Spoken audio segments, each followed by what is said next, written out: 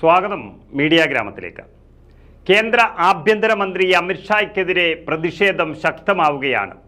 ഒരു നാട് ദുരന്തത്തിൽ തന്നെ തകർന്നു പോയപ്പോഴും യാതൊരു മനസാക്ഷിയുമില്ലാതെ കാലാവസ്ഥയെ കൂട്ടുപിടിച്ചും മുന്നറിയിപ്പ് നൽകിയെന്ന് പറഞ്ഞ് പച്ചക്കള്ളം പ്രചരിപ്പിച്ചും ലോകസഭയെയും പാർലമെന്റിനെ തന്നെ തെറ്റിദ്ധരിപ്പിച്ച് കേന്ദ്ര ആഭ്യന്തരമന്ത്രി അമിത്ഷാ ഈ രാജ്യത്തിന് തന്നെ നാണക്കേടുണ്ടാക്കിയിരിക്കുകയാണ്.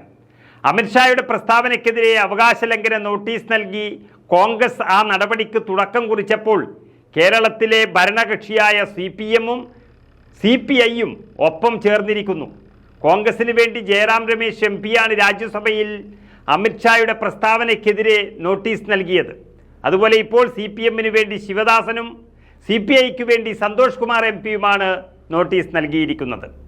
കേരളം കാലാവസ്ഥാ മുന്നറിയിപ്പ് അവഗണിച്ചു എന്നായിരുന്നു രാജ്യസഭയിൽ അമിത്ഷാ പറഞ്ഞത്. എന്നാൽ കേന്ദ്രത്തിൻ്റെ ഒരു മുന്നറിയിപ്പും ഇത് സംബന്ധിച്ചില്ലായിരുന്നുവെന്ന് പ്രധാന മാധ്യമങ്ങളെല്ലാം തെളിവ് സഹിതം റിപ്പോർട്ട് ചെയ്തു കഴിഞ്ഞു. അത് കോൺഗ്രസിൻ്റെ നോട്ടീസിൽ പറയുകയും ചെയ്യുന്നു.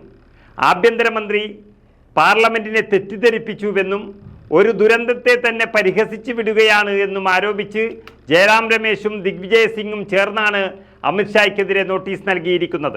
കേന്ദ്ര ആഭ്യന്തരമന്ത്രി രാജ്യസഭയെ തെറ്റിദ്ധരിപ്പിച്ചതായി വളരെ വ്യക്തമാണ്. ഒരു മന്ത്രിയോ സഭാംഗമോ ഇങ്ങനെ തെറ്റിദ്ധരിപ്പിക്കുന്നത് സഭയോടുള്ള അവഹേളനമാണെന്നും നോട്ടീസിൽ പറയുന്നു.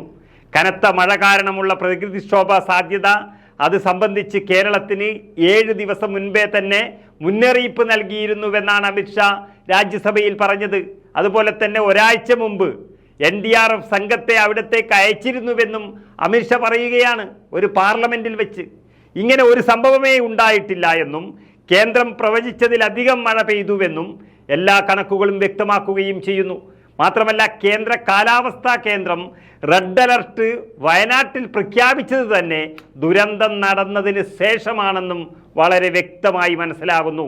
ഇങ്ങനെയൊക്കെ റിപ്പോർട്ടുകൾ വന്നിട്ടും പച്ചക്കള്ളം കൊണ്ട് കേരളത്തിലെ ഭൂമിയെ അവഗണിക്കാൻ ശ്രമിച്ചുകൊണ്ടേയിരിക്കുകയാണ് കേന്ദ്ര സർക്കാർ. കേരളം മുന്നറിയിപ്പുകൾ അവഗണിച്ചുവെന്നും ശ്രദ്ധിച്ചിരുന്നുവെങ്കിൽ ഒരുപക്ഷെ മരണസംഖ്യ കുറയ്ക്കാനാകുമെന്നായിരുന്നു അമിത്ഷാ പറഞ്ഞത്.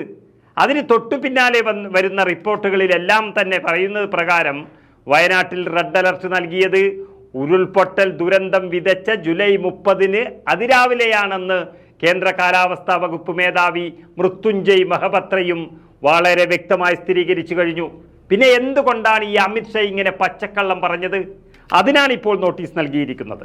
ഏതായാലും മനസാക്ഷിയുള്ള ഒരു മനുഷ്യനും കഴിയില്ല പ്രകൃതി ദുരന്തത്തിൽ അതിദാരുണമായി മരണപ്പെട്ടവരെയും ആരോരുമില്ലാതെ ബാക്കിയായവരെയും മുന്നിൽ നിർത്തിക്കൊണ്ട് ഇത്തരമൊരു രാഷ്ട്രീയ പകപോക്കൽ നടത്താൻ.